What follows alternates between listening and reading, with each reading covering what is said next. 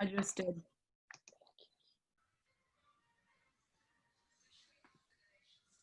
Yep.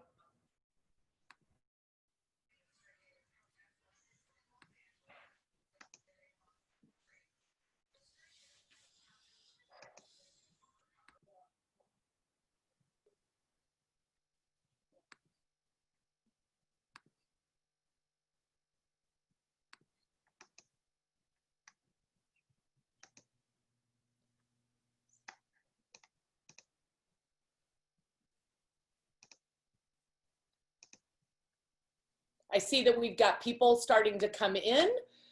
We have a lot of participants already joining us today for our Anger to Action, Being an Ally for Change. We're so glad that you joined us here today on this gorgeous and lovely Sunday afternoon, early evening.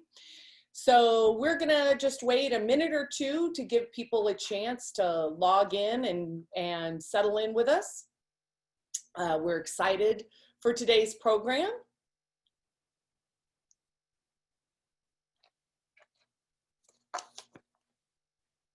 We're also streaming this on Facebook. So if you've got any friends who forgot to register, but they're on Facebook, they can go ahead and find us on Facebook now. And then we are also recording today's program, and we'll be having it available on YouTube as well. So we've got a lot of great stuff for everybody today, and we're super excited. And we've worked really hard to get it together for you guys today. So we'll just wait another minute or two.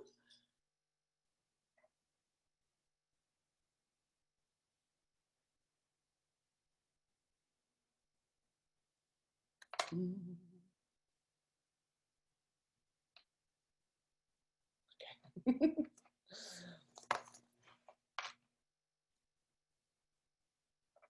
Thank goodness for young people and tech helping this old lady with all this stuff.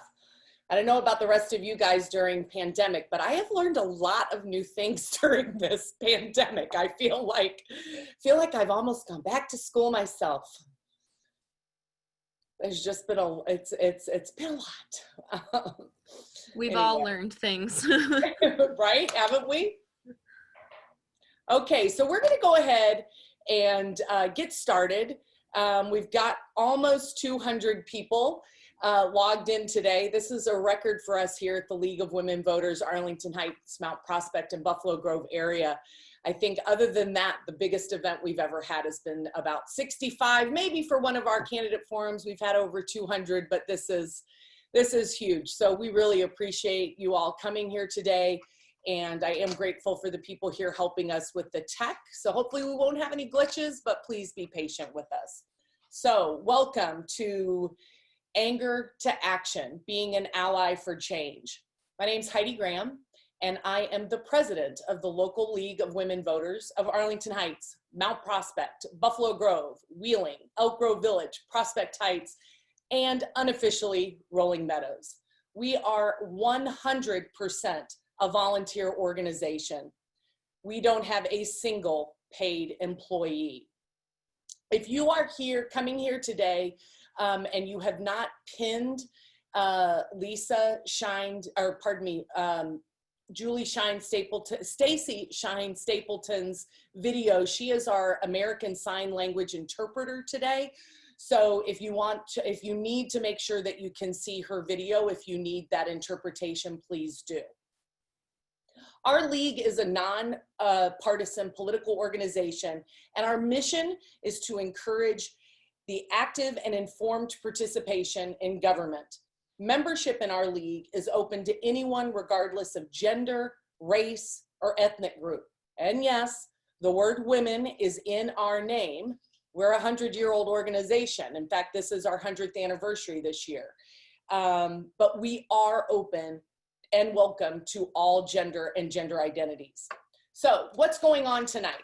So today we're gonna have a couple of things happening. We're gonna have Katie Page, who's a teacher in High School District 214. She'll lead us in a great activity and kind of get us all on the same page and into the same mind. We're gonna hear from an amazing panel of individuals who live here in the Northwest suburbs, in their words, about their experiences of living here in our community. We're going to have a quick lesson on advocacy. How are you going to advocate for change? How are you going to be an ally? And with that, we're going to have a call to action, and then we'll end with Q&A. And I want you, if you've tried already to chat and you're like, wait a minute, Zoom always has chat, now I can't chat. We have shut down the chat with our participants, and the reason is twofold. One is that we want everybody to be present for this particular program. We want you to be here and now. But the other thing is, sometimes our questions maybe inadvertently can be triggering for some of our panelists. And because we cannot shut down the questions for all the panelists and go straight to our moderator, Lisa Slankard, we have made the decision that we're going to accept questions via text. So quickly, I'd like you to grab a pencil. We'll chat this, we can chat to you, you just can't chat to us. So that number is 224-306-9521. So keep that on hand, and if you've got a question, go ahead and chat that. And Lisa's husband, Bill, will be helping her moderate those questions. So let me introduce our panel. Who do we have here today? I already said myself, and then I said Katie Page, but more importantly, we have Lisa Slankard, who is our moderator. She's one of our board members. She's in charge of our voter services, and she is a skilled moderator. Stacy Shine Stapleton is our American Sign Language interpreter. We are so pleased to have her with us tonight. The Reverend Clyde Brooks has lived in the Northwest suburbs for 50 years, and he has worked on this issue long and hard.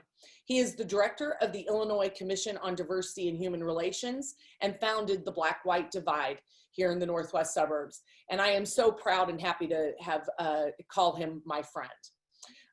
Yolanda Dagallo is a resident of Arlington Heights, and she has 2 children in District 25. We're hoping that Randy Longstreet will join us. Right now, he's been unable to sign on, but he's a young adult and was adopted by Lisa Slankard and her husband, Bill, who's also a league member, when he was 10. And so he shared growing up between Chicago and the Northwest suburbs. Ashlyn Gadsden, she is a rising senior at Prospect High School and an amazing young woman. And she's joined by her parents, Trevor and Andrea. Mary Beth Canty is a former League of Women Voters Arlington Heights, Mount Prospect, Buffalo Grove board member, and she currently serves on the Village of Arlington Heights board.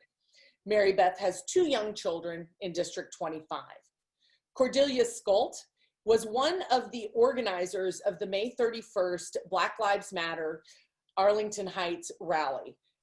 She is a rising senior at Vanguard, and I am so pleased to have gotten to know her. And so now we're going to give this over to Katie, who will be leading us in an activity. I hope you're ready and prepared to be uncomfortable and make mistakes and be kind, because shame doesn't really help anyone. And my motto, my league is a little tired of hearing this, as well as my family, but progress, not perfection. We are never going to learn and grow if we're not willing to occasionally fall flat on our face. So anyway, thank you, Katie. Thanks, Heidi. Hello, everyone. This is a very beautiful evening. I sat up next to a window. Very nice outside. We're going to do a quick activity, like Heidi said, to kind of focus in for the next little bit.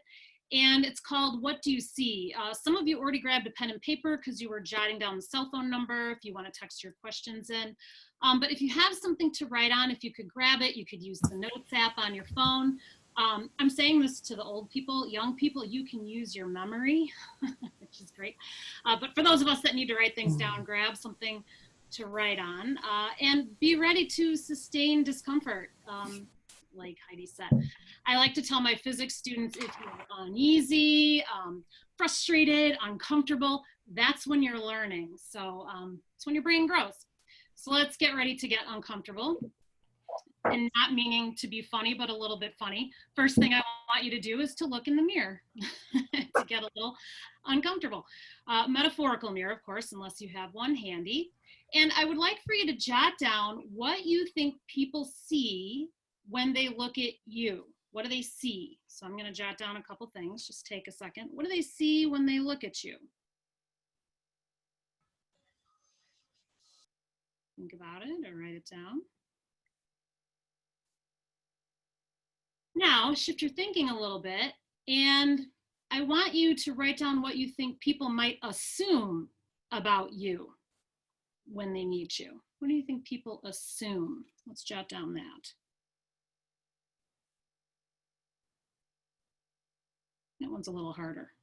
Sometimes you want to write down what you hope people assume, right? Okay. And then whoever is controlling, I don't know, is it Emily, if you could unshare the screen a minute so we can have a gallery view. Thank you. What I would like for you to do is look at our panel, all of us here, Heidi and I included, and I want you again to write down what you see first, and then secondly, what you assume about the panel. So I'm gonna do that as well. What do I see?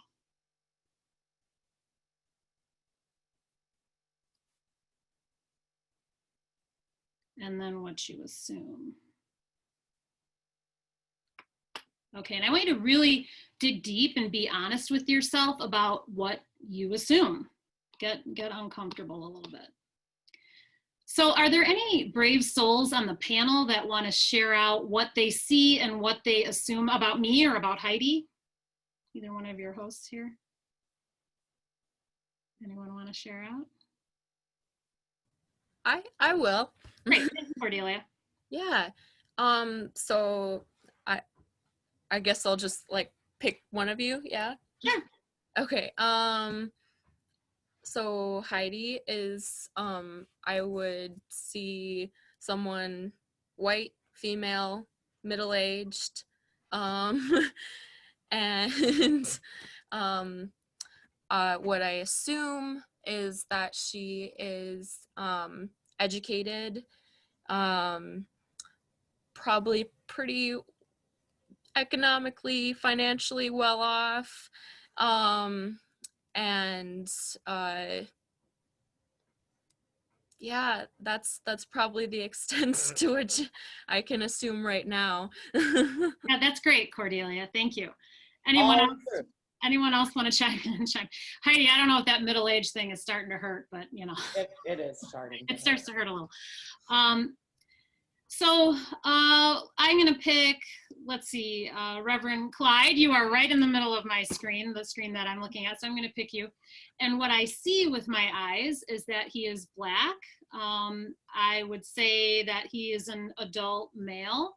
And I don't see any glasses on him. So I'm going to assume you have good eyesight or you're wearing contacts maybe. And I might assume because you're Black that you vote Democrat, but that may or may not be true, and you do not have to answer that at all.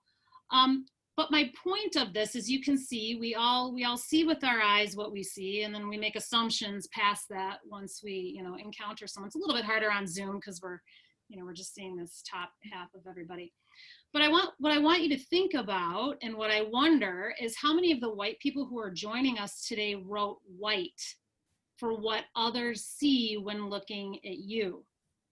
Before I started the work that I've done with equity, which is just a little bit of work, I would have never written down white. If somebody said, well, when you look in the mirror, if somebody looks at you, what would you see? The first thing I would think of is maybe, oh, I have glasses, and my hair is blonde, and I'm this certain height. White wouldn't come to mind. It does now. But I'm curious for how many of the white people here, did you write down white, or did you even think of white? And then I'm also wondering the same for the Black people on our panel and the people of color who joined us today. Did they write down their race as what people see when they look at them? And my bet is that they did. So in conclusion, there are things that everyone doesn't show about themselves, things we can choose to share or not. For example, let's say, people might have an implicit bias of your education, whether or not you went to college. But we don't walk around with that tattooed to our forehead. I don't know if somebody went to college or not. They don't know that I did right off of the bat. Something we can hide, share, or not about ourselves. You can't be judged for that until people know. But we do see color, and I think it's important to drive home that when we see color, that comes with implicit bias. And once your brain makes the assumptions and the prejudice that come with that bias, it makes it really hard to get to the unseen, right? To get to know the person for who they are instead of who we assume they are. And Black people cannot hide their skin color. So we can see someone's race, their skin color. We cannot see their ethnicity, you know, their family origins, or their culture, their community, their beliefs, their norms, their values. But today we need to focus on race, that very first piece, and that's what we've chosen to focus on and what we can do to be anti-racist. My guess is that today the white people joining us don't think about their whiteness very much, if even, or ever before today. And I know that this is true because when I was first asked this question, at what age did you become aware of your race? I was asked that question at a workshop that I was at. I didn't understand the question. At, you know, the age that I became aware of my race, what? You know, I don't ever think about my race, you know, today, years old. And so that was profound to me. And I thought we would, you know, start to get to know ourselves a little better, to know our panel a little bit better, and hear from them about what it's like to be Black in our area. And Lisa's going to lead that, and I believe we're going to start with that very question. So Lisa, I'm going to hand that off to you. You're muted, by the way, so you're going to need to unmute. Okay. And if my panelists could unmute too, that might make it a little faster. All right. Thank you for that beginning. All right, so we will be starting with our first question of, at what age and under what circumstances do you remember becoming aware of your race? So for the panelists, that's your question. Clyde, can we start with you? No, you're still. I was around 6 years of age. I was in school, I think kindergarten or first grade, and a group of young white ran up on me and said the word N-word over and over again. And I didn't understand. So they kept saying it and then they ran. So I went home and like I had been attacked. I wasn't attacked physically, and my mom asked me why I was upset. And I told her what happened. And then we had that conversation about color and what I might expect, because I grew up in a very racist town, not in Mississippi, but in Illinois, a place called Georgetown, Illinois, about 150 miles southeast of Urbana-Champaign. Okay, thank you. I could talk for you for days, but but that's my point. Okay, let's move on to Cordelia. There we go. So I kind of, I'm going to answer this question by telling how I became aware of other races, kind of. We have good family friends who about 14 years ago adopted their two eldest daughters, both of whom are Black. And I had many times encountered Black people, but never understood the extent of how the color of their skin can affect their experiences in this community. So this is a short little story about that I heard when I was about 7 or something, and two girls were in a ballet class at the Park District in Arlington Heights, and they desperately wanted to quit the class after one or two because they were the only two Black little girls there, and another ballet student didn't want to stand by them because they were different, which, being a young kid, and also being a very outspoken, don't really care kid, I was like, what's the big deal? You look different. How does that matter? And clearly I was already ignorant. So that was my first encounter. Thank you. Mary Beth? Yeah, so I think some of you have heard this story before, but I'm biracial. So my dad is Black and my mom is white. And I became aware of my race probably when I was around 3. My mom was driving me home from daycare, and I was sitting in the back seat, and I started talking to her, and she got very apprehensive because what I said to her was, "Mommy, you're white." And she said, "Yes, I am." And I said, "And Daddy's Black." And she said, "Yes, he is," because we had never really talked about that. And I said, "So what am I?"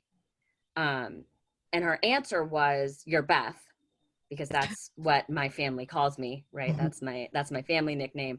But it's a moment in our family time that really stuck with me, because kids had been saying comments about my parents and what they were like, and therefore what I was like, and I was 3 and didn't fully understand even where I fit, because I present white.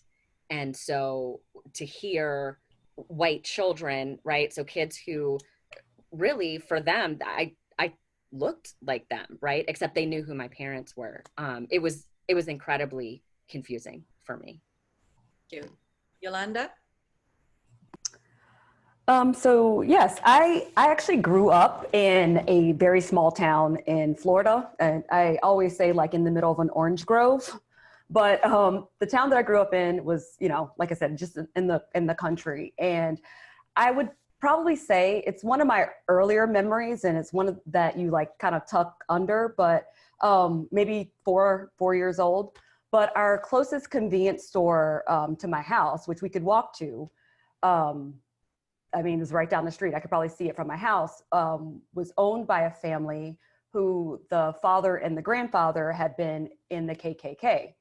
So from early on, my grandparents said, no, you go to the next store, like, their clan, was like pretty early on, them teaching us that lesson, like, no, you don't go to this store because of, what they believe in and what they do to terrorize people in the community. You go to the next store. So just in that, knowing early on that people hated you just because of your skin color, when you're that young, so 3, 4 years old, before even, I was of school age. So pretty early on. Yep. Thank you. Ashlyn and Andrea?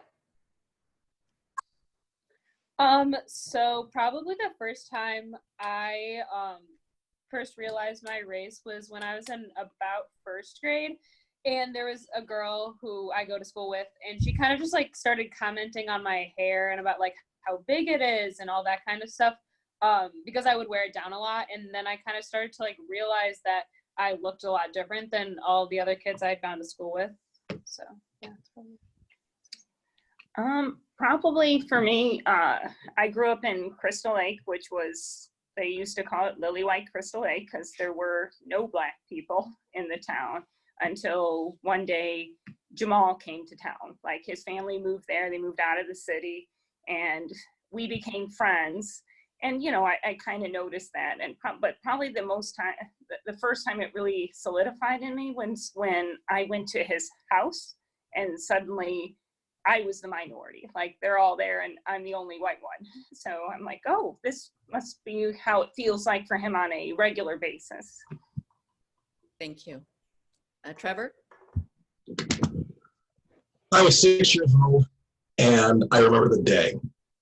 It was in the Bronx in New York, where I was born, and my sister and I and a couple of friends from the block went to the neighborhood pool.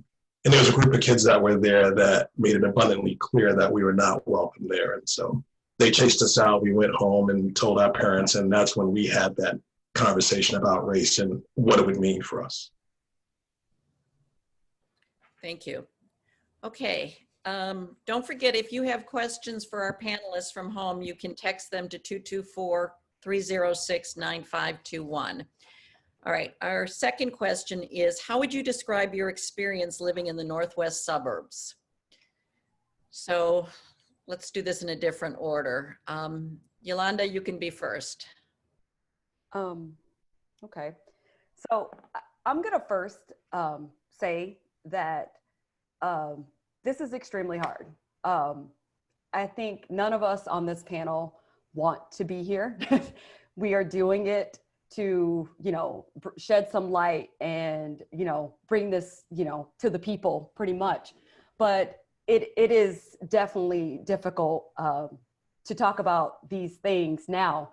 And I'm so glad that people have shown up to learn, to see, to experience something different. So that's the first thing that I was going to say. But my experience here in Arlington Heights has definitely been hit or miss. I moved here about 7 years ago, and I was very excited because we lived in Indiana. So we finally got out of Indiana. My husband and I have moved a lot, but he graduated from his PhD during the downturn. So we ended up in Indiana. If you're from Indiana, no offense, but we wanted to be here. So, you know, of course, like everybody else, you look for schools, and, you know, Arlington Heights has great schools, and, you know, that's where we're going to live. And, you know, we found a place, we had a bidding war for a rental. So we're like, oh, wow, this place is in demand. This is where we're living. And finally got all the boxes packed, unpacked and everything. And it was St. Patrick's Day weekend. And I saw, you know, of course, everybody knows that they dyed the river green in St. Patrick's Day in Chicago, and I've never seen that. So that's what I want to do. And my sister was here helping out with the kids, and we went downtown, and we were in a bar, and a guy next to us, they were just like, you know, where are you from? You know, all that stuff. And I was like, oh my gosh, I just moved to Arlington Heights. And without even a breath, he said, oh, Arlington Whites. And, you know, I was stunned, you know, I was completely stunned, and just kind of like, what did I just do? Like, did I make a mistake? Like, you know, I moved in a town that people are referring to as Arlington Whites. And so that was a hard one. You know, the first thing that I go back and, you know, then I take my kids to school, and my daughter's in kindergarten, first grade, you know, we are in District 25. And we've had varying experiences. Every time we have a slideshow every year of our teachers at school, and, you know, everybody's white. Everybody on that slideshow, every year, year after year, it hasn't changed. The faces of the kids are changing at the school. Diversity, you know, are in the student population, but the teachers are all white. And I've had microaggressions from, you know, staff and teachers. I've had, my daughter was having trouble in math. I had a teacher tell, like, we were sitting in a conference, and I had a teacher say, oh, well, most parents in this area are educated. And that's what she said to my husband and I. And between both of us, I mean, there are lots of degrees, but in this moment, why should I have to pull out my degree and walk around with it and say, you know what? We both went to colleges. We went to great schools. We have advanced degrees. You know, so that's one instance. And, you know, just other things like, you know, teacher saying that my daughter has an attitude problem. And I'm not that parent who would say, guess what? You know, my daughter is, you know, perfect and all of that stuff or whatever. But I mean, an attitude problem to a Black student, saying that to a Black woman and saying that to her Black mother Yeah. is not okay. So, you know, it's one of those things that, you know, I'm not silent about it. You know, I, you know, let all of that out for, you know, everyone to know, all of my friends to know, you know, speak up, do all of these things, but it's definitely, it's been, you know, kind of hit or miss. And I mean, we do have great neighbors. We have great neighbors. It's a great community, all of that stuff. I love being here. But it's just, you know, a lot of things that still need to happen. So I appreciate your coming out and talking to us, because a lot of people need to hear this. And thank you. I know it's hard. Mary Beth?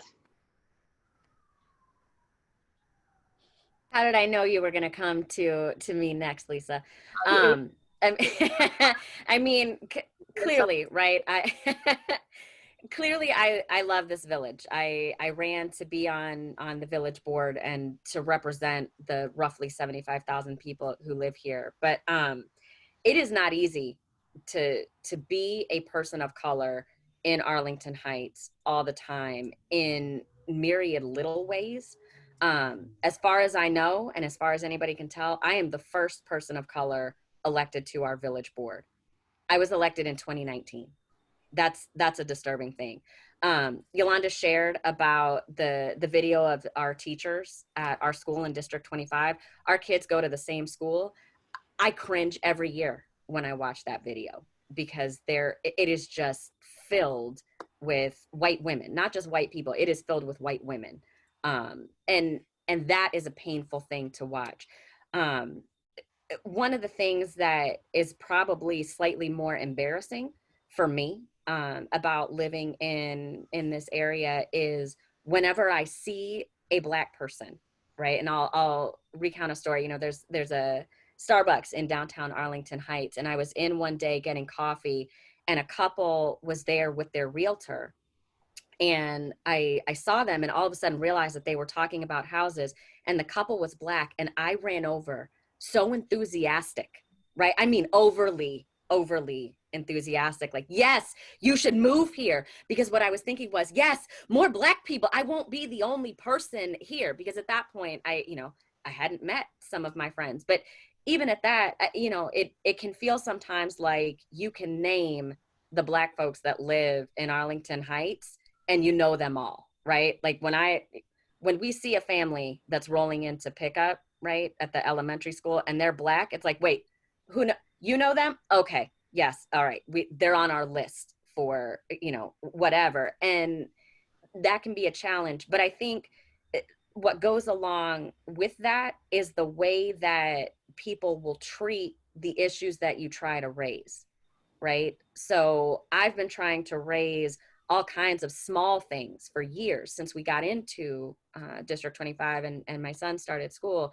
I've been trying to raise issues there about showcasing authors of color and showcasing books about children of color that aren't biographies of Martin Luther King and Rosa Parks in February.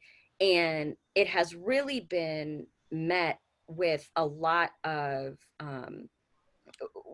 attempts at prevention. There are a lot of excuses as to why we can't do that as a school or as a school district. And then what ends up happening is it gets referred to as my pet project, right? By the other white moms. Your pet project. How's that going? Getting those books changed, right? And it can be incredibly frustrating to see that and hear that over and over again. Thank you. Okay, Ashlyn, what is the most recent experience that you've had living in the northwest suburbs? I was born in Park Ridge, and I've lived here my entire life, and I went through District 25, and I'm currently a rising senior at Prospect. So basically, overall, most of my experiences have been pretty good. A lot of people are very nice. A lot of people are very respectful. But there are some issues, especially within the school district, as Mary Beth was talking about, kind of like similar to, we don't read a lot of literature about Black people in general, besides, you know, during February, or specific books about the civil rights movement, which isn't bad. It's just there's other things besides that Black people have done.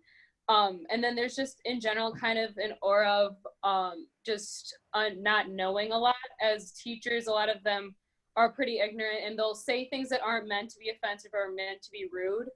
But then when you like imply like a racist comment that way, like a microaggression, it still is very offensive. And a lot of the students end up having to educate the teachers, which shouldn't really be how it is. And then with the students, most students are very respectful, but we do have a problem, especially with using the N-word.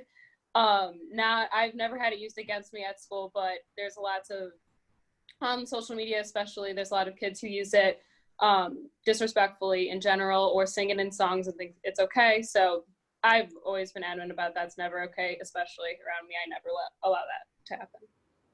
Thank you. Clyde? When I came to the northwest suburbs, I moved into Elk Grove Village. And at that time, I was working with the Southern Christian Leadership Conference and Dr. King. So I was kind of fired up. So when I moved to Elk Grove Village, they wouldn't sell me a home. And so I had to file with the FHA, Federal Housing Authority. Eventually I got it.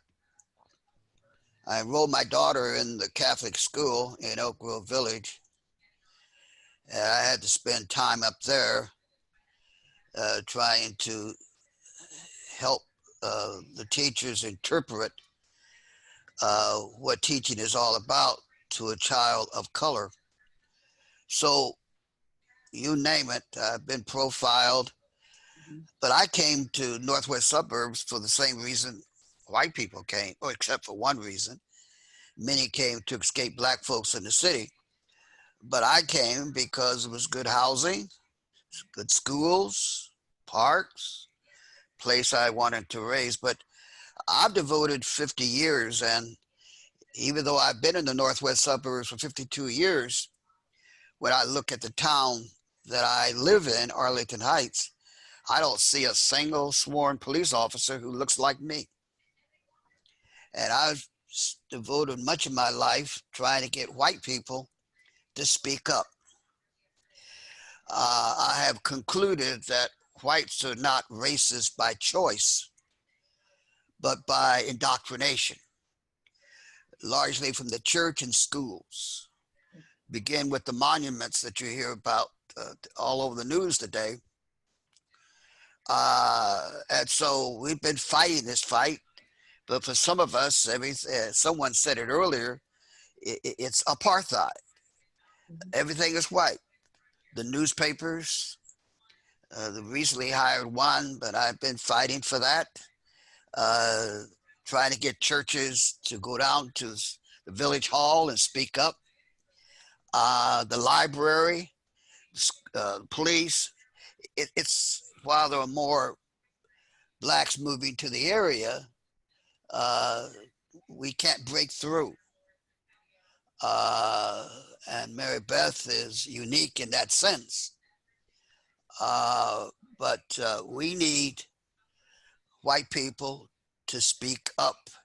Most importantly, to vote, not just for the president, but we need to get rid of some of these mayors and village board meeting members who appoint village managers who have the power to make the change. So they're typical liberals who talk a good game, but nothing changes. Yeah. I asked some village officials the other day about supplier diversity. You know what I was talking about. And it means if I'm not hiring, I can consider purchasing goods and services. Right. Minority and female-owned firms. Folks don't think that way. So we just need to get out and vote. And we need to raise questions. If I raise it too often, my skin color precedes the message. Thank you. He's saying that because he's Black, and and they'll tolerate me. Right. Young white kids we've seen in these rallies have the power. When I use the word Black Lives Matter, folks like me will mock that. The little white kids are saying, riding around in convertibles with signs, Black Lives Matter, not just in this country, but in London, around the world. When Kaepernick kneeled to contest the treatment of blacks by police departments, he lost his position with the police, in National Football League. Young whites are kneeling now. And I told young whites, you have the power to change things. So I could talk for hours, but I'll conclude. Thank you. Trevor, did you want to add something to the Northwest experience? Sure thing. And when Andre and I decided to move to Arlington Heights, just like the Reverend said, right? It's the same reasons why most people decide to move to Arlington Heights, right? It's a great neighborhood with fantastic schools. It's a great place to raise children. But going into the experience, and this is 20 years ago now, right? I knew that there would be some microaggressions, just like anybody of color that moves into a predominantly white area knows that there are going to be some of those microaggressions that you're going to see on a regular basis. And they range from just the outright questioning of how I was able to get a house in such a nice neighborhood to the inability to get a haircut somewhere local, right? I had to teach Andrea how to do it, and I've learned how to do it myself. Also, like the Reverend Mayor, at that point, I am encouraged by the fact that, as Ashley was talked about, her and her sister going through the school system in Arlington Heights have been able to recognize and call out those things that they see that simply aren't right. You know, we've all had those experiences, or much worse as well. And what I'm seeing, similar to what the Reverend has seen, is that the children today are not just going to sit quietly by and take it anymore. And that in itself is encouraging. We've gotten a question that I'm going to go to now because it's important. Somebody would like We need to let Cordelia give her story too. I know, I'm going to get to it. He mentioned microaggression, and I wanted him to define it for the audience. They were questioning it. Sure. So I'll lead off, right? For me, microaggression are those things that are relatively minor inconveniences, but they're like the straws that pile onto the camel's back. And so it's not that one straw that breaks the camel's back, it's the million straws beneath it. And so those little things that you have to deal with because of the color of your skin, while they may not be things that ruin your entire day, they do have an impact. Thank you. Okay, Cordelia, you're last but not least. Yeah, it's astounding to listen to these stories, even though I've heard many like it, many like them, because the way I grew up was on the south side of Arlington Heights, in a really safe, clean, beautiful neighborhood. Most of my neighbors are pretty well off, medium to high incomes, and I have access to a wonderful library, over 20 parks and open public green spaces, and grocery stores with several options within walking distance. And I only know about 2 families within walking distance of our house that have Black family members, which I am sad to say I have probably thought about way too infrequently.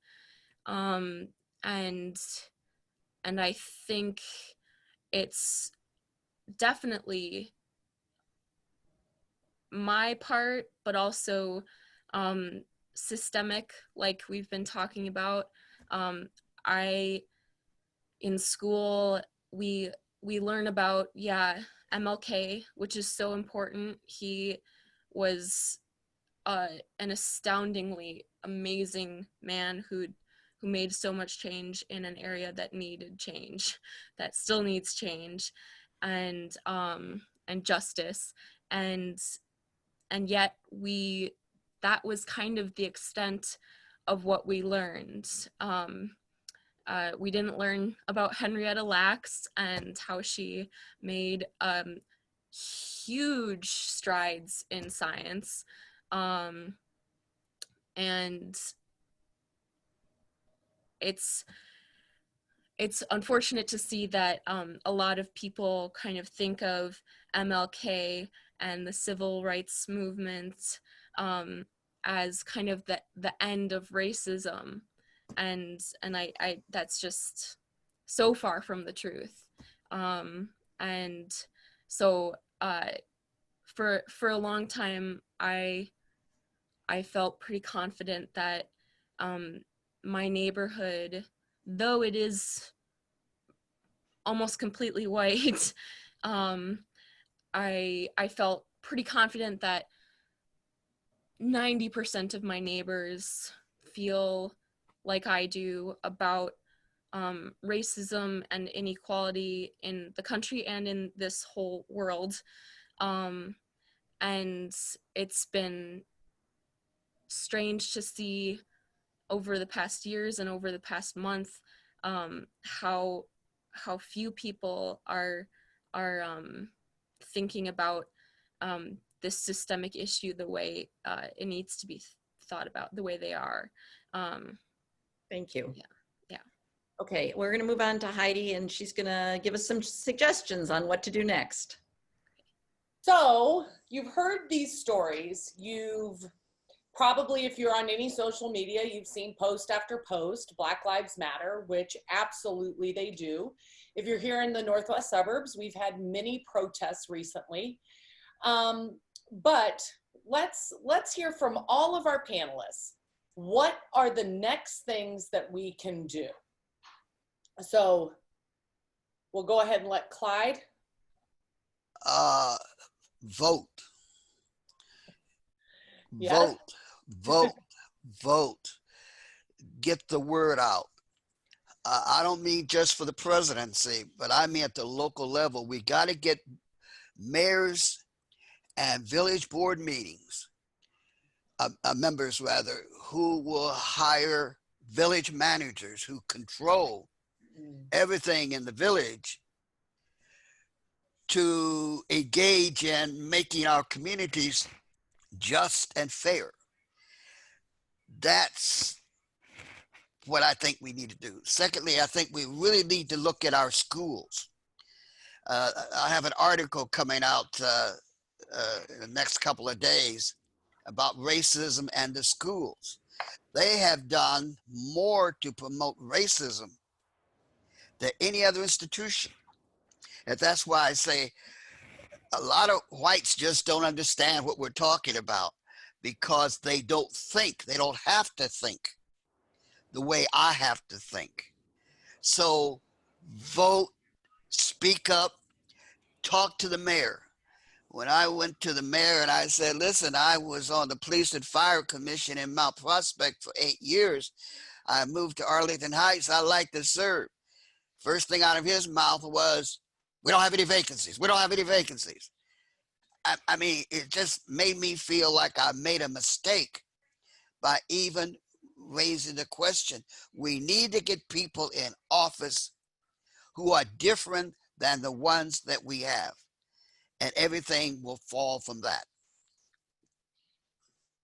Anyone else have anything?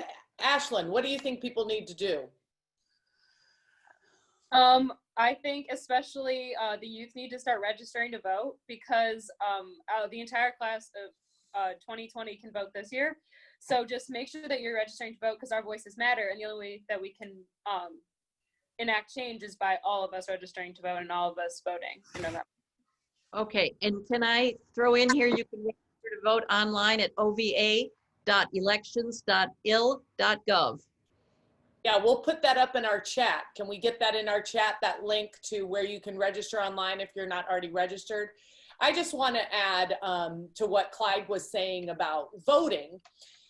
But let's be honest, in the last local election here in Arlington Heights, only 9% of the population got out and voted for local elected positions. So that means today we have 194 participants on this particular Zoom webinar. That means only 19 of you got out and voted. And probably all of them are League of Women Voters members. But anyway, so we I said at the beginning I wasn't going to shame you, and I think I probably just shamed everybody, but I want y'all to vote. Does anybody else have anything to add to that conversation about what we can do? I'll add a little bit, Heidi, because one of the things that we're doing is asking people to move from anger to action, right? And I have gotten, I can't speak for Yolanda or Reverend Brooks or Ashlyn or anybody, but I have gotten a lot of emails, texts from people that say, oh my gosh, how are you doing in the last few weeks? And what I want to say is, did you ever send that letter to the principal asking why we don't highlight books about children of color? Did you ever send that email to the superintendent asking why we don't have teachers of color in the elementary district and the middle school district and the high school district? So what I would say is people need to be involved, right? You don't have to write the perfect email. It doesn't have to be a long email filled with details and statistics and data. Send an email just asking the question, do we have any Black teachers? And if not, why not? Right? When you start to raise that to people, when it's coming from white voices, it takes it from my pet project into something that the community cares about. I would also say that, you know, people need to be kind to themselves, but they also need to recognize if you feel like someone is highlighting a microaggression that you have committed and you feel like they are calling you a racist and they haven't actually called you a racist, you need to sit with that and think about that. Because if I think that you are a capital R racist, I will call you a capital R racist. And I reserve that for card-carrying members of the KKK and other terrorist groups. But there are lots of things that people do that are biased, that are little r racist, that they don't even know. So meet that and know that it comes from love. If I say, please don't copy that song and sing those lyrics that have the N-word in it, there's a reason for that. If I say it bothers me that we don't ever bring in authors of color to speak to our children, but in the 17 authors that we have brought in the 3 years that my child has been at this district, we have brought in 17 white authors.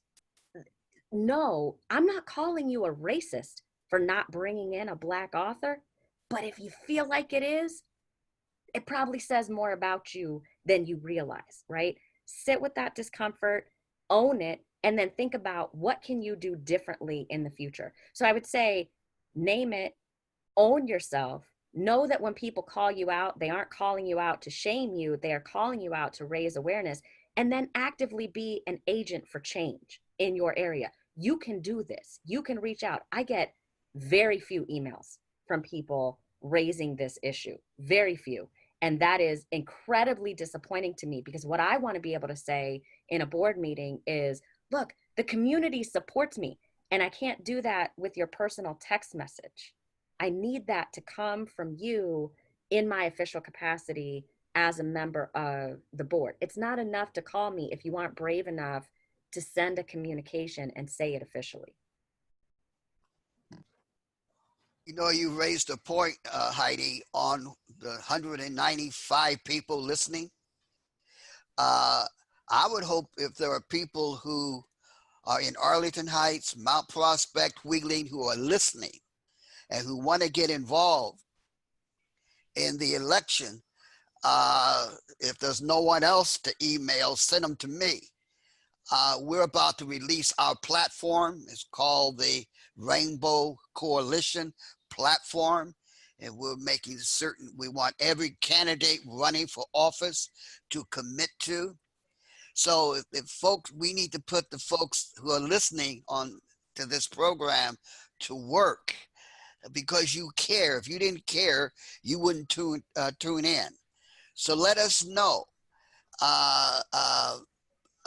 if you're willing to participate. Give us your name, email address, phone number, so we can get in touch with you and we can plan this thing together. So I'm going to have one of the things that I want to just, say again, Mary Beth said, and we've heard before, is that, name it to tame it. Repeat that with me. name it to tame it. So if we can name that prejudice exists and bias exists, we're going to be better at taming it. I'm really lucky and blessed with my children who are absolutely willing to call me out on my own microaggressions. And yeah, I have to admit those of myself first, right? So Katie, real quick, I just want you to kind of give a, Yeah, so we have another event like this coming up in July. It's on July 9th. We're calling it Interrupting Microaggressions with yourself, coworkers, neighbors, friends, family, all the people you've been talking to. And we would love for you to register for that. It's going to go out, I believe, Heidi, in the follow-up email, there'll be a link. Right. We'll also text it right now. We're going to chat it to everybody. So you can register right now for it. But there'll be a follow-up email where you can register for that event. We're really proud of, and I'm really grateful to Katie for helping us put that on, because that's the hard one, right? Interrupting those things. It's super easy to interrupt it on Facebook where you are anonymous, on Twitter where you're anonymous. I call it keyboard biceps. Right. Yeah. But when my mom, who God bless, I love my mama. I love my mama. Everybody loves my mama. But when she says, oh, is Regan's roommate Indian with a dot or Indian with a feather? It's a little harder for me to say, you know what, mama? That's kind of prejudiced. It makes me more sick in my stomach to say that. And it took me 50 years, and yeah, that's how old I am, 50 years to be able to do that. And what I'm so proud of is young people like Cordelia, like Ashlyn, like some of the emerging leaders that we have in our league, and that I know from my work at Prospect High School and in the community, is that these kids are so courageous to be able to do that. I'm going to ask our tech people to start sharing a couple of slides with you, because we've just asked you to do a lot of things. We said email. And so you're like, oh, okay, now I got to go Google and I got to go figure out a bunch of emails. Well, guess what? We did the work for you. So also remember, you can join an organization focused on equality and diversity. That's the last thing. But as you demand more diversity in your community, we did the work. So we're going to have on our website a link where you can go and get contacts for everyone in your community. And when you email and CC us at action.lwvah@gmail.com, you're going to be entered in a drawing for 2 tickets for the 52nd annual Remembrance Dinner put on by the Illinois Commission of Diversity and Human Relations. Right, Clyde? Yes, featuring the 5 blind boys of Alabama. Yeah. I mean, they're absolutely tremendous. So you're going to join Clyde and I. We're going to have a great night. Right.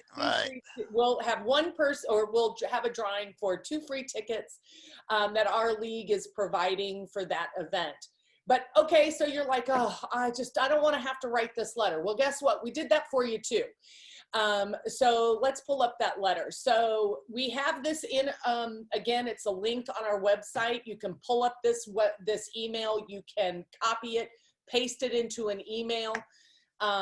Dear, and we've got these there's not a lot of work we're asking you to do. We've really tried to do the work for you. But what you want to write these letters to your representatives. So I live in Arlington Heights. I'm a resident of Arlington Heights. It really doesn't do me any good to write to the representatives of Elk Grove Village. I don't vote for them. They're not going to listen to me. It's like I am in Senator Ann Gillespie's district. I'm not going to write Senator Julie Morrison because Ann is my representative. You also, if you can, want to personalize this letter. So if I were writing this letter to the Village of Arlington Heights, I would say, as a longtime resident, and I've lived here over 25 years, I have had interaction with one person of color in that entire time who was an employee of the village. Let's be honest, the makeup of our community is at least 20% non-white. So it seems to me that the makeup of our employees should be at least that.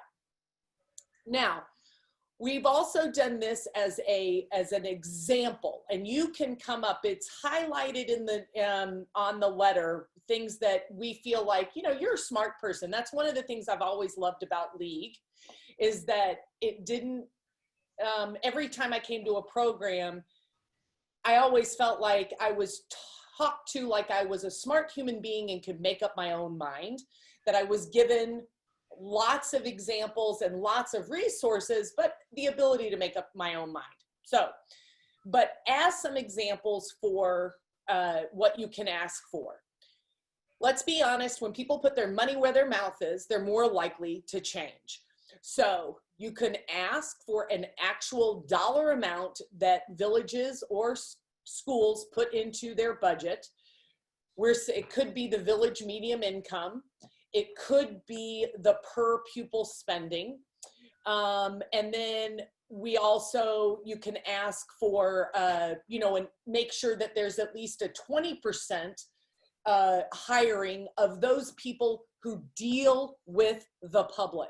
So it's not just employees at the school or in the village that we don't see. It needs to be the people that we see and deal with.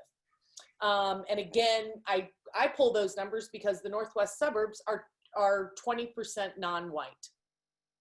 And then in the end, you really need to put your name and your address.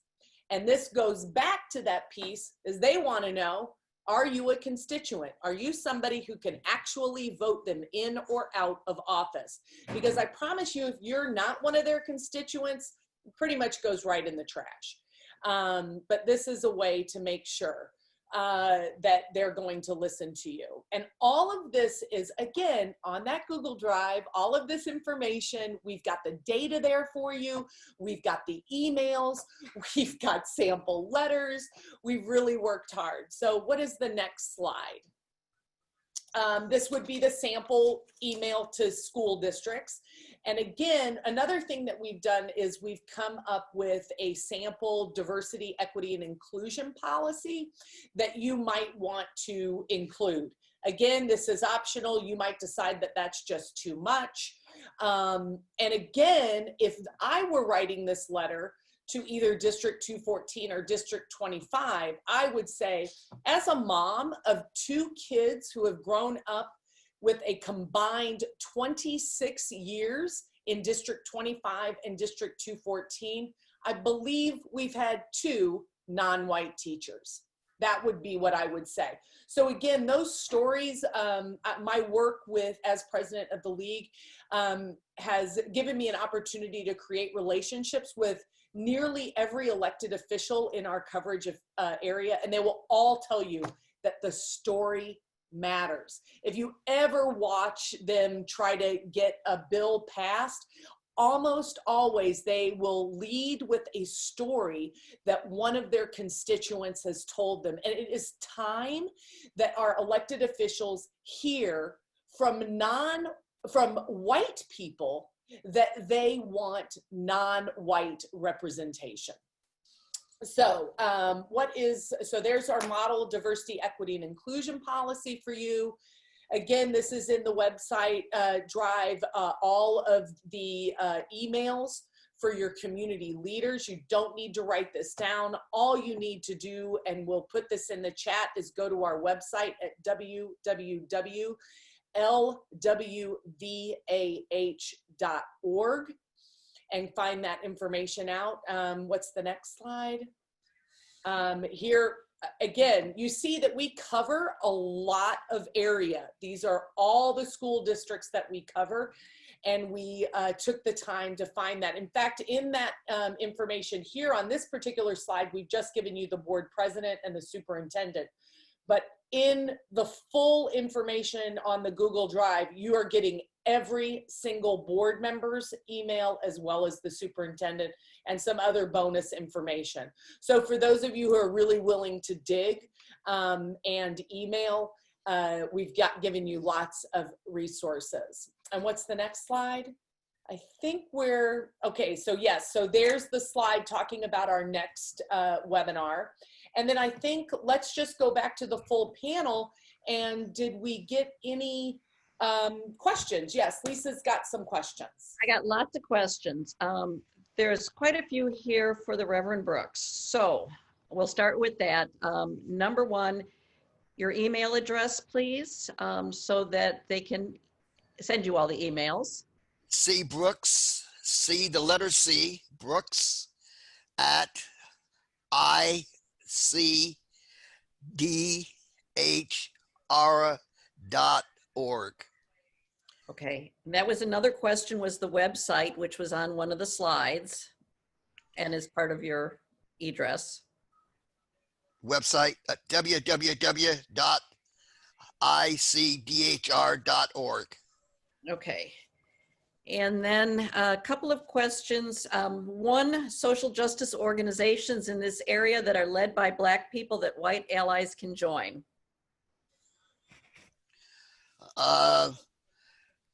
There is a NAACP, but they're in DuPage County. They could join the Illinois Commission. The membership fee is $15 a year. They're welcome to join, and we would love to have them. They can contact us at that same email address. Or if they want to create their own, we'll work with them to help them create an organization that they might want to lead. Okay. There are a number of questions about schools. Some of this we just covered with who to write to for the schools. Why don't we ensure more diversity? What can we do to create more diversity? I think we covered that. Does anybody want to talk to that in particular, or how to, as a white teacher, what can they do to help in their classrooms? Raise your hand if you, Mary Beth. So what I would say for the teachers in the room, and I have a great respect for teachers. I have a lot of teachers in my family. I myself am not a teacher. But I would say to be mindful of the books that you're having your kids read. I would be mindful of the characters that are in the books that they read. Be mindful about the authors that you decide to focus on and how you other. I think what I've seen a lot with my kids in the school district is that teachers and educators will say, well, but we have this whole piece, and they will study about Africa, right? Which is now othering Black people to an entirely different continent. We'll put aside, the number of countries and cities and states that are in Africa. But I would be mindful that Black people exist here, right? There are authors of color. There are books about people of color that you can learn about here. And so I would just try to work those into your curriculum. As a parent, what I would say is, as a white parent, reach out and ask those questions. Again, I said that earlier, but it does not do me any good for you to show me solidarity at a porch hangout or in a text message. What I need is for you to be vocal, right? And demand the same things that I am demanding. I have spent a lot of time with leadership of our school district here, trying to move this ball forward. And I get the same platitudes that everybody else gets. And I've received the email that went out to parents and educators about what District 25 is doing. And I gotta be honest with you, it was a disappointment to me. It was a personal disappointment to me because so much more could be done that is very simple, that doesn't cost anything additional in the budget. So I would say, if you are a parent, push on those things and ask for those things. Don't ask your friends to craft an email. It doesn't have to be a beautifully worded email. Ask the question, ask for the things. You will get the things that you ask for. That's what I would say. So, sorry. Well, I actually wanted to add in a little bit. I think as teachers, one of the things that I would say is just, if your district isn't educating everyone, as a teacher, you need to demand that there is some type of diversity training or what have you. Everyone comes from, walks from a different home into your school. But if you are a white teacher that's teaching a Black kid, maybe you don't know that you're doing all these microaggressions and things like that. Maybe you don't know these things. My son came home in first grade and after Black History Month, because that's the only time, that they ever talk about Black people in his school. And he came home and his takeaway from that is, why are white people better than Black people? That was his takeaway from Black History Month, and learning, because, it's all of just the bad things, all of the negativity and everything like that. But, only, we have MLK and, he's a savior, and that's the only thing that they learn. So, demanding from your district that they actually, provide other things, resources, and like Mary Beth was saying, the books. And also, like, again, my white allies, I have been going to, leadership in the schools as well. But, I'm a Black mom. Like, I'm the Black mom that is Black. And so when I go in there, are they really listening to me, or is this just my issue? And, lately, or, the last couple of years, I've always felt like it's just my issue when I go in there and my voice isn't being heard, even though there are concerns and there are problems. But, so my people that are out there, my allies, everyone, I need you, my white allies, to go out and do the work that I'm doing. Do the work that we all need, because one of the biggest things that I've told, pretty much everyone that'll listen, is my kids are Black. I'm raising 2 Black children, and they will have, the diversity just in our family. They will see other people of color, and just, like our family situation and everything. But when a white student that is growing up with just my kid as the example and just white teachers, when they go off to college, the world is multicolored. It does not look like Arlington Heights. So what happens when you send your kids through District 25 and District 214, and they go to college and have a Black professor, or they have, a Black dean? Like, what happens then? And they've never seen it before, so they don't know how to act. So it's a big deal that these school districts are diversified, that there are teachers that represent, the student population at our schools. Thank you. Ashlyn? Coming from more of a student perspective, first I'd like to say that I'm pretty sure District 214 did not send out any email about any of the recent events. So it's great that District 25 even thought to send out an email.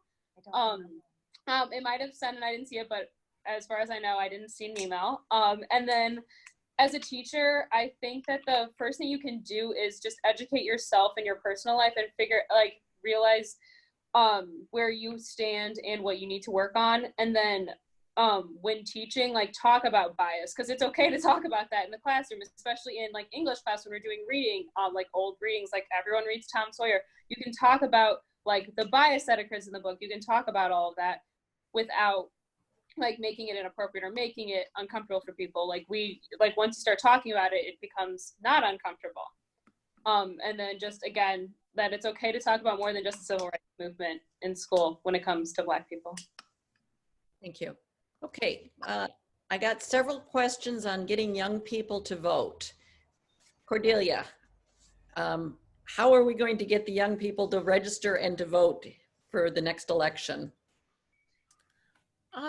Honestly, it's a challenging thing, because even amidst all this outrage and change, we are still pretty unaware of how big a deal this is, and also how important it is to vote, because I think people feel very helpless, and as if voting doesn't do anything, but that's the only way that we can make a change. Honestly, seeing how people responded to the post I made on Saturday the 30th in the afternoon of May, over 400 people came to a rally the very next day. So honestly, as much as social media is doing a lot of weird things to our culture, I also think that can be a great tool for adults and young people to encourage others to get voting.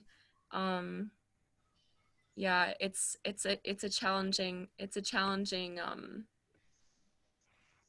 motivation to put out there. So yeah. Anybody else have anything about getting out the vote? Getting people registered? I have a comment. I don't want to talk if anyone else hasn't talked. I think whether we're talking about the police or any schools, the issue is value. How do you teach folks that there's value to diversity? They say they believe in, but then you don't see it. For example, with the schools, I was told that in District 214, out of 800 and close to 900 teachers, less than 10 are African American. What happens is when it comes to whites, and many teachers come outside of the jurisdiction, but when it comes to blacks, they defend their deficit by saying they're not in the community. It's not that many of them. So if they would do the same thing for whites, we could get more blacks into the school system. Why blacks? Because I've been a teacher. I was a teacher at Harper College. I've been a teacher in Chicago. There's a certain passion you have to have. We hear all this stuff about the Republican National Convention in Tulsa. I never heard anything about what happened in Tulsa in 1921. So much has been left out, and I think we need to get more African Americans into the classroom because we have no choice. And I'm done. I want to say this, that a lot of this racism is due to fear. We know that in 35 years, 57% of the American population will be people of color. Every high school, all 6 in 214, have a black student union. The president of Harper College is black. The sheriff of Lake County is black. The area is changing. And because it is changing, I worry about things like law enforcement and trauma because we're not up to date. I'm sorry, I talk too much. No, you don't. Love all right. you, you know we do. One of the things that I would like to say to any of the young people who might happen to be here in the audience today, and for those of you who, if you have friends to really help us get out the word, one of the things that our league has done in the last couple of years is we have created a program that we call Emerging Leaders. And we're making space in our league because we get it. We are middle-aged and white as a league. And we're working really hard to change that. I mean, I'm the president and I'm middle-aged and white. But we have a group of emerging leaders who we're out of their way. They have their own newsletter. They have their own social media feed. They are getting experience in leadership ways, using our resources and a nationally recognized organization that I don't know where else they would get it. We're the only league in the country that has a free membership without question. So that is, in terms of getting people to vote, our number one goal as a league is to get people to vote. Let's be honest, everybody listen to this. There were 3 elections in the most recent elections locally that were decided by a handful of votes. I think one was decided by 3 votes. So if you don't think your vote matters, I promise you it does. And if only 9% of people are voting, it matters even more. So let's get those numbers up. And again, I said, let's not shame each other, but I don't know. Maybe we should, no, we won't shame each other about voting. But anyway, I want you all to vote. Well, to jump on kind of the tail end of that, yeah, I think just like on a personal level, we need to be willing to be so uncomfortable and have really exhausting conversations, whether it's just about implicit bias, well, not just, but only, or if it's about, yeah, voting, because we need to call others out on the ways they haven't done their part, but more importantly, call ourselves out and notice the areas in which we can change and do better. Yeah, it's only through those really distressing conversations that we can get to the heart of the problem, and doing it gently and respectfully and kindly, because no one responds to anger and accusatory comments. So yeah, we have a question on how to make neighbors comfortable enough to speak about this. It's real, and too often people don't want to admit that they could speak up and change things. And that's part of what this is that it is uncomfortable. Yeah. And we can't make it comfortable until it's brought out in the open and we all acknowledge it. Yeah. That's what I was going to say, Lisa. We're not ever going to be able to make people comfortable with the things that are really happening. And I had someone say to me, but you sounded so angry when you said this thing. You were so flat, and you just said it, and it was blank. And I said, did I sound angry? Because I was angry. Right? So sit with that for a minute, right? So you're asking me to sit with your uncomfortability and the fact that you feel attacked and you feel put upon. I need you to sit with mine for a minute, right? If I'm angry, it's okay for you to know that I'm angry. It doesn't necessarily mean that I am angry at you as a person. It doesn't mean that we can't go and break bread after we have this difficult conversation.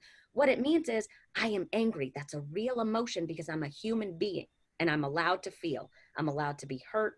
I'm allowed to be angry. I'm allowed to express those things. And you are allowed to take that in and understand that I am not angry with you personally. I am angry at a much larger thing. And I think that's where the understanding has to come. You need to forgive yourself so that you don't react to my anger with defensiveness, but know that I've been doing this a long time. I've been living in this body for a long time. I've been feeling these things for a long time. I've been expressing these things for a long time. So I need you to manage your anger and your reaction to my general frustration and anger by understanding it's not about you. It's not about you. So what I hear when I hear people say, well, you sound so angry. You don't want to know that I'm angry? Am I supposed to make jokes all the time? I'm not here for your amusement. I don't find it amusing. Yeah. This is a topic that's very serious. So I appreciate what Cordelia is saying, and we do need to be kind. We don't need to attack each other, but let's not assume that everything that makes you uncomfortable or makes you feel upset was actually an attack on you. Sometimes it's just frustration at a system, and you happen to be standing there, and you need to own that and sit with that for a minute. Making up for centuries of silence, I think that's absolutely a right. If I could add, anger is like cholesterol. There's good cholesterol and bad cholesterol. There's good anger, there's bad anger. As a Black, I've been accused of being an angry Black man. That word anger has a different meaning when it relates to skin color. Whites need to get angry. And I don't know how you can be a change agent and remain comfortable. Mm-hmm. And those of us who are committed to change, we need to change, because as long as you remain comfortable, then you can't help me, because you're not going to fight for justice.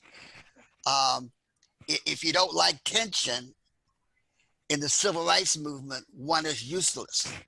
If they don't want tension, if they want to remain comfortable, they're not going to bring about change. Trevor, did you want to add something? I do, and it's going to kind of go along with the point that Mary Beth had started with, is the fact that this is not going to be easy, what it is that we're trying to do. If it were easy, it would be done already and somebody else would have taken credit for it. And so it is not an opportunity. It's too late to be silent. It's too late to focus on just being comfortable, because while people have allowed things to go on just for the sake of being personally comfortable, there are people who have suffered far, far worse than any of us can ever imagine. And so if you're angry, acknowledge that anger. If somebody that you're talking to is angry, acknowledge that anger and allow that anger to happen, because it is very well earned. And then we have to figure out what we're going to do about it. So I actually wanted to say, going along that line too, about being uncomfortable. My husband and I had a discussion the other day about whether we should move my son's bed from in front of his window in case someone threw a brick through it because of our Black Lives Matter sign. So that is uncomfortable and that hurts me. And I'm raising, you know, like I said, 2 Black children, and this is what I'm doing. So yes, it is uncomfortable. And I understand that, you know, it's hard. I had a girlfriend come up the other day, and she's like, you know, basically I'm admitting that I start doing all of this stuff and then it gets hard. And because I'm in my privilege, I don't have to do it anymore. I don't have to fight this fight. But she actually said, now I'm fighting this fight. I am not going to stop. I promise you I will not stop. I am scared. I am scared for all Black people. And I am really uncomfortable in my life right now. I'm afraid to walk. I've walked every day during this pandemic, but when the racist graffiti showed up in Arlington Heights, I didn't want to walk anymore because I didn't want anyone to be driving by, see me, and yell out all the things that I heard growing up in the South, in the town that, you know, I'm gonna be here. I didn't want that. So yes, that is uncomfortable. But I know too, I'm not gonna stay in my house. I'm not running from anyone right now. I'm not doing that. I'm not gonna shut out my life, but be uncomfortable, people. Write these letters. It's not that hard. I've written all these letters. I've done all of these things. And again, like I said in the beginning, you know, none of us want to be here. I bet all of us are, I'm surprised at 43 that I'm still having this conversation. So, yeah. You know, it's in a million years, never did I think that we would come out of this pandemic where I was really believing that, oh my gosh, we're in this together. We have all of this stuff. And then all of a sudden we are out and, you know, the world is on fire. So yeah, all of this is uncomfortable, but certain people have to deal with it, you know, a lot more. And if you are an ally, if you are, you know, the person that wants to stand up, you need to do it now because it's only going to get more and more uncomfortable. Thank you. We have a lot of questions we didn't get to, but we're running out of time. Fortunately, we'll have a lot more sessions, I think, in the future because this is a huge topic. And it's not just the Black Lives Matter for violence, it's the Black Lives Matter in healthcare, in home ownership, in economics. There are so many things we didn't even get to cover today that are all part and parcel of the same underlying problem. So I'm going to give this back to Heidi to close us out.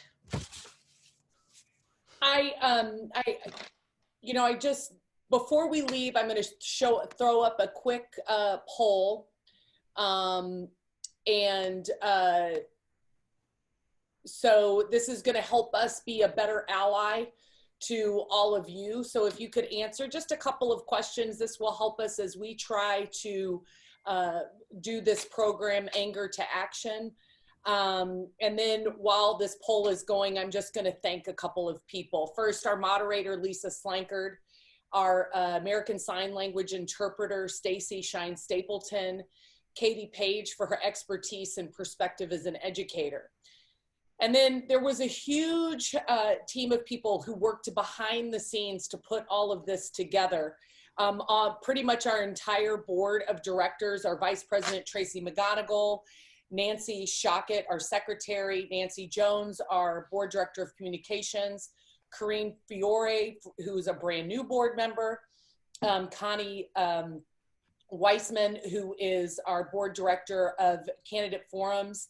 And then there was Ann Syverson Bullis, Rachel Hendrickson, Erin Nelkin, Marlene Delaney, Shannon Silverman, Mary Hahn, and Miel Johnson. All of these people made sure that we had a program that was worthwhile and that would give you the resources that you would need to do what we're asking you to do with very little effort. So I really do appreciate that. And there's a team that's you don't see that's behind this middle-aged old lady who helped me with the tech. I really thought I was going to lose my mind with this and the social media, and that's Jimmy McDermott, my baby girl, Regan Graham, who's a grown-ass woman, Emily Lasky, and Maddie Maloney. And I have to give a shout out to our board because our programs are free and open to the public, but they are not free to put on. And we are 100% a volunteer organization. We don't have a single paid employee. And our board, without question, approved the cost of this program. And it is the single most expensive program that we have ever done for a one-night thing. So consider joining us or donating at LWV-AH.org. And that will help us to continue to provide these services and many of the other services that we provide in the Northwest suburbs. And thank you, the audience, for coming today to do more than protest and post, and to make sure that we are honoring the Black lives which have been lost too soon, and to commit to making a difference.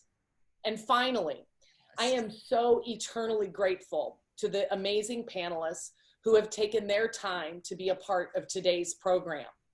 I know that when I called you and asked you to be on this program, you had already had too much asked of you, and yet you still answered the call. So I very much appreciate it. And we look forward to seeing you at another one of our programs in the fall for the 2020 election, or on July 9th for our Anger to Action, How to Overcome Microaggressions. And remember, this is a marathon, not a sprint. Drink your water, breathe. And thank you for coming.